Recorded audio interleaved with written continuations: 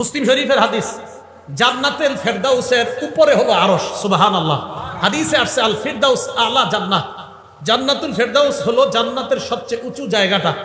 এই হাদিসের মধ্যে নবী বলেন ওয়ামিন ফাওকিহা আল আরশ, জান্নাতুল ফেরদাউসের উপরে হলো আরশ। এবার মুসলিম শরীফের হাদিস শুনেন, আর রহিমু মুআল্লাকাতুন বিল আরশ, রক্তের সম্পর্কটা এই এখনো আরশের সাথে ঝুলে রয়েছে।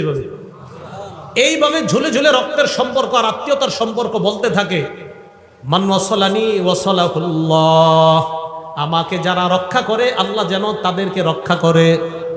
অমান কতানি কতাহুল্লাহ, রক্তের সম্পর্ক ঝুলে ঝুলে বলে আমাকে যারা ছিন্ন করে আল্লাহ যেন তাদেরকে ছিন্ন করে দেয়। নাউজুবিল্লাহ।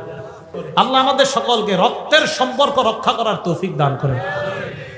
আবু দাউদ শরীফ হাদিস নাম্বার 4902 নাম্বার হাদিস, নবীজি সাল্লাল্লাহু আলাইহি সাল্লাম বলেন, মা মিন আজদারু আইয়ু আজ্জিলাল্লাহু লি সাহিবিহিল উকুবাতা ফিদ দুনিয়া ওয়া মা ইয়াদখিরু লাহু ফিল আখিরাহ মিসলুল বাগী ওয়া কাতিআতির রাহিম।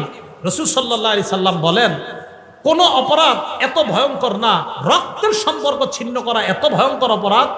আত্মীয়তার সম্পর্ক ছিন্নকারীকে আল্লাহ দুনিয়াতে তো শাস্তি দিবেই, আখিরাতেও যে তার জন্য কি ভয়ঙ্কর শাস্তি আল্লাহ প্রস্তুত করে রাখছে, অন্য কোনো অপরাধের জন্য এত ভয়ঙ্কর শাস্তি রাখছে কিনা নবী বলে আমার জানা নাই।